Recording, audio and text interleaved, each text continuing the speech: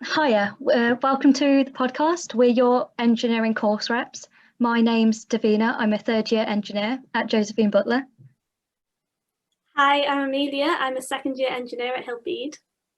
Yeah, I'm Chloe. I'm a second year engineer at Josephine Butler as well. So do you guys want to start with some general university advice? Moving into university from sixth form, that kind of thing. So it can be like quite intimidating to make friends and stuff, but the best way I found to deal with this is to really get involved in your college life. And you can do that by like joining societies, clubs, sports. And I've joined like cheerleading and pool, and I've met some of my closest friends there. And it's also a great way to spend your time in between your studies, because engineering can be has quite heavy contact hours, so it's a nice way to like relieve the stress, I guess. Yeah, I've definitely found the same. I think when you've had a full-on day of lectures, it can be quite easy just to go back home, do some studying or go to bed. But going out and doing some sport or some kind of social club is quite a nice way to make sure you have a well-rounded social life and relieve some stress from studying all day. Yeah, definitely make sure you take as many opportunities as possible. So I mean, you've got your flatmates there, you've got people on your course. We'll be setting up some student support groups so you can meet other engineers and all the people in the societies. The more people you meet, the more likely you are to meet people who are like-minded. So do you guys, how did you find going into lectures compared to the classroom style learning of sixth form? I think lectures are obviously a lot less interactive in a way than usual classroom style learning. So you have someone talking at you for 50 minutes or so.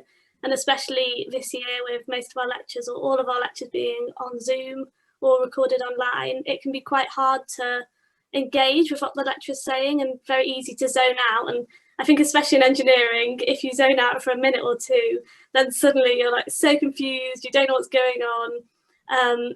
So yeah, it's just important to make sure that you're taking breaks in between lectures so that you're in the right headspace, that you have enough sleep, you have snacks and water.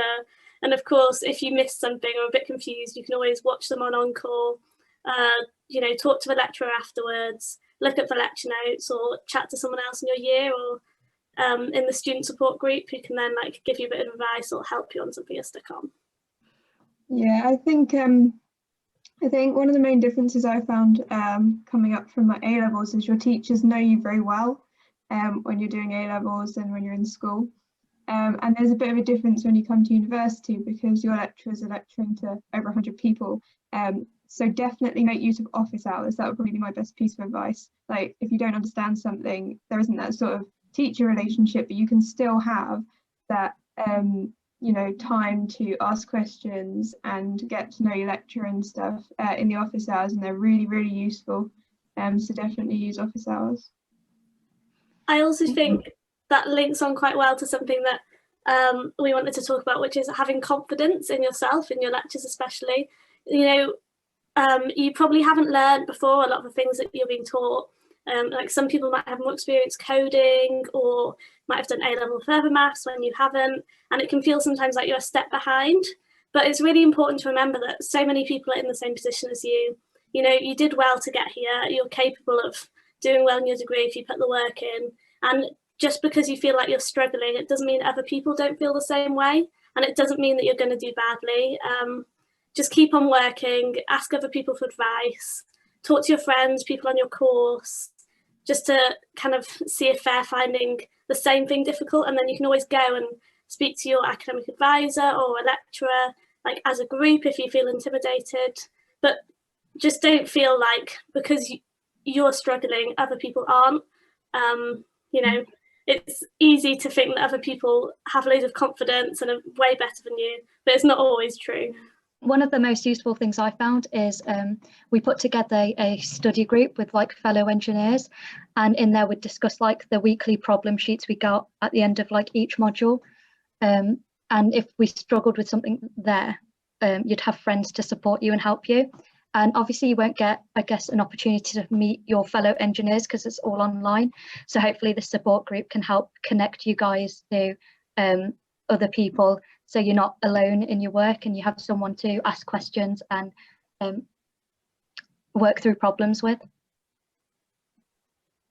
Yeah, and I think that support group's going to be really useful as well, because it can be quite intimidating being sort of, you know, a girl in engineering where you're surrounded by guys who sort of put on this confident air.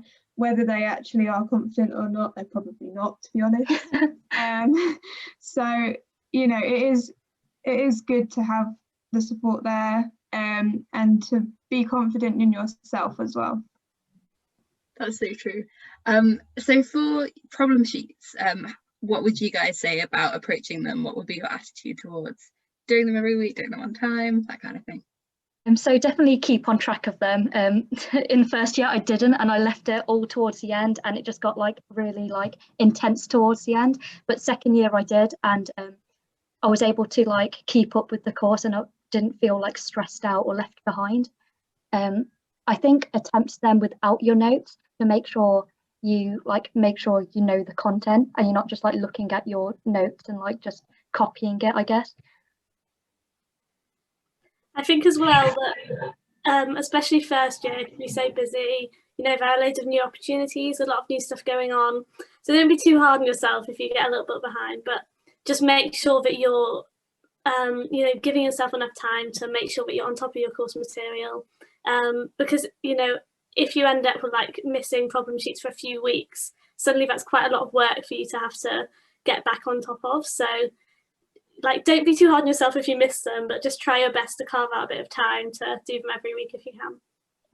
Yeah, and I think also don't rush through them. I think in first year, I'm someone who doesn't like having things sitting there waiting to be done. I like to get through my to-do list. And I think because they all came out at once, I'd sort of almost rush through them to try and just get them done. But actually it's important, or it's more important, I would say, to make sure you understand everything you're doing and actually slow it down, make sure you're, you know, taking the time and giving the time to actually complete them. Yeah, I agree with that. Yeah. Did we talk about labs? Yeah, we can talk about that. Yeah, no, sorry, I was just checking. But so I'll ask the question, then we can like cut it. So for labs, like what would you guys say would be your best advice for going into them? Remember your boots for the civils lab. You don't want to have the wellies of shame. I imagine labs will be a bit different this year. So we've got an email saying that some labs are online and some labs are in person. And even if you can't make the in-person labs, I think they've made those labs readily available for you to watch online as well. So don't worry too much about that. Yeah, I think labs are a really useful way to engage with the content you're learning in lectures. So a lot of the time, you know, you might be doing a lab before you've actually learnt the content. Sometimes it'll be at the same time, sometimes it'll be afterwards. So some labs can seem harder than others if you've not learned what you're doing yet. But if you engage with them, you know, read the lab script properly before you get there, pay attention to what you're doing, then it can really help you when you come to learning the content, because you've got a kind of practical background for it. So I know sometimes, especially in first year, things can seem quite abstract and theoretical. So being able to picture how it happens in real life is quite useful. So true. So we could talk a bit about exams. So I know we don't have like January exams, so going into like the summer ones, really. What would be your advice? So with first year exams, we did online ones, and I imagine they will probably be online again. I mean, everything is subject to change, so we'll have to see. But my advice for those is just make sure you give yourself the time and the space, you know, have a good private place to focus. Make sure through exam season, I mean, you'll know this if you've done your A-levels and everything, but do please make sure you look after yourself, you know, make sure you've got water, food, sleep is important. Don't think it's not, it is.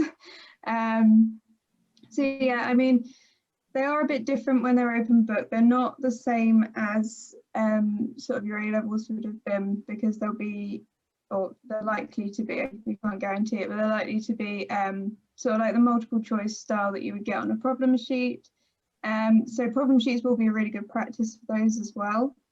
But yeah, I mean, don't take what I'm saying with a pinch of salt, I would say, because everything is subject to change, but the way they did it for first year last year will probably be very similar to how they do it this year as well. So, and I think for online exams when they're open book, it's really important that you've got really organised notes. So I made sure that when I was doing my exams at home, the online ones, I had piles for each subject. I had the textbook, I had my course notes, I had my revision notes. I went through all my notes, making sure that I had every single handout. You know, there are a few lectures that I'd missed and I'd not caught up on. And it's just easier if you're kind of keeping on top of that throughout the year as well. You know, if you miss a lecture, make sure you either get the handout from someone else, or I guess this year, you're probably not going to be getting physical handouts, but just make sure that you've got every piece of information that the lecturer has given you that relates to that course readily available. So when it comes to exams, you're not searching on your computer for things, you're not rifling about looking for this particular question that you think was similar to that question that you did months and months ago. Just try and stay organised, and it will definitely help you when it comes to summer exams. So with the in-person exams, they can be like quite intense, but as long as you do like the weekly problem sheets, keep up with lectures, actually like understand the content that they tell you in lectures, you should be fine. I've actually found this year's exams much like less stressful because you had 48 hours to do your exam. So again, like having organised notes, taking like breaks in between really helps. That's great.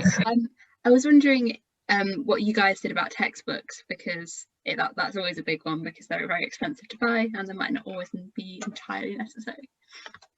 Yeah, so I went online and I got mine from a second-hand textbook site. So I ended up getting them quite cheap, and a lot of the lecturers will tell you that you can get a range of editions, so don't really worry too much about getting the newest edition because they'll be really expensive, but old editions you can get for quite cheap. But I would say I've barely used my textbooks. We do get such good course notes from the lecturers, the presentations are good, you have encore, and that's all more tailored towards your course. If you're really keen, you can use them for extra reading. I did use mine as references on some of my lab reports, but you can always get them from the library if you have a lab report on that subject, or a lot of them available online now. So I'd say, you know, if there's a topic you're really struggling with and you think you might want to do extra reading, then maybe think about it. Or if there's a topic you're really interested in, then go ahead. But I definitely wouldn't say it's necessary. I agree with that. I think almost every lecturer has said it's really not necessary to get a textbook, just like focus on the handouts that they provide. Yeah, I think particularly this year, with obviously limited access to the library, a lot of the lecturers have said that you can, if you want to do further reading, but absolutely the stuff that the lecturers provide will be sufficient for you to get through your exams. Have you guys got any tips for the group work in design projects and how you'd approach it? So in first year, it's a design week. So I think you're given a group of like 6 people to work on a project with. Mine was a reversible vehicle, so a vehicle that hit a wall and went back to its exact space, and you had to design something that like would track like the movement so it returned to the exact like position that it started. Yeah, so in first year you don't get to pick your design groups, you'll get put with a group. Usually they try and put 2 people from the same college in the same group, I think, is usually how it worked out this year. Obviously it might be different because we had it in person, and it's yet to be seen whether we'll be allowed to do that kind of thing when design week comes around. But from our experience, we were kind of in labs for a week. We were working on, we had to do initial plans and do kind of design matrices and all kinds of things to justify our decisions. And then we went into labs and we had to start making our project, which Chloe can talk a little bit more about. Yeah, so I'd say a good piece of advice is don't leave it all to the last minute. That's not sensible. Make sure that your group is organised, make sure that everyone knows what they're doing. I would say it's good if you can to produce a CAD sort of drawing or 3D model, just because it makes you more aware of how you're putting components together. So you've got joining methods, and also it's a lot easier to see if there's any sort of issues you haven't actually thought through, because when it's in your mind, sometimes we can kind of blur over problems that we don't even foresee. So yeah, that's helpful. And when it comes to making it, just have a good time with your team, do your best. It is a bit of a project where it's kind of, nobody's ever done it before. Nobody expects your project to be perfect. Your product isn't going to be up to industrial standards. So just do your best, see what happens, have a bit of fun, and give it a go. Yeah, and I'd say the CAD model as well is really helpful for at the end when you have to do a poster and a kind of design report, where you can, you know, use your CAD model as a picture in that, and it looks quite professional. I think when they're marking it, they really appreciate that, because it shows that you've, you know, properly planned, that it's not just kind of slapped together at the last minute. You actually thought about it before you built it. I think that's such good advice, and I would just add as well, as like being females in engineering, I was in like a group project with boys that like very confident, and it's just one of those things in teamwork, like remember again, like Amelia said before, you deserve to be there, and you might feel intimidated and like your ideas might not be useful, but when you're brainstorming stuff, make sure you bring up your own ideas, because like you definitely should, like they're worth it. Yeah, definitely. So we're just going to finish up with a few closing pieces of advice each. Just make sure that you keep your eye out on the Durham University Women in STEM page. There'll be updates about support groups and advice from us, and you'll be able to ask us questions and talk to other people in your year. So my advice for this year would be to make sure that you don't sit at your desk the whole day. Make sure that you get outside, do other things, talk to your friends, you know, even do other things relating to engineering. So there's like the solar car project, or do other extracurricular activities that mean you're not just sat at your computer all day, watching lectures, doing problem sheets.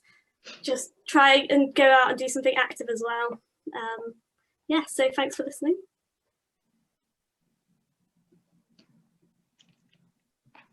My piece of advice would be to not panic. You're not alone. There's plenty of support. There's us. There's your office hours where you can go to talk to lecturers about their content. There's your peers. So, you know, if you're struggling, there's support out there. Yeah, I was going to say my last piece of advice was going to be, don't just sit there in silence. You know, if you are stuck, you've got lecturers, there's so many people who can help you. It can seem intimidating when you're surrounded by guys, but just remember that, you know, you've got women in STEM, we're all here to help. And as Davina said, you've got your lecturers and everything as well. And the only other thing I'd say is sort of try and keep ahead of the game. Don't, you know, it is tempting this year, I think, with lectures sort of being done on Zoom to go, oh, you know, I'll just watch it back. But there is a temptation there to allow things to build up. So watch them live if you can. If you can't, it's no big deal. But do just try and, you know, keep up to date, and you'll find it goes a lot more smoothly.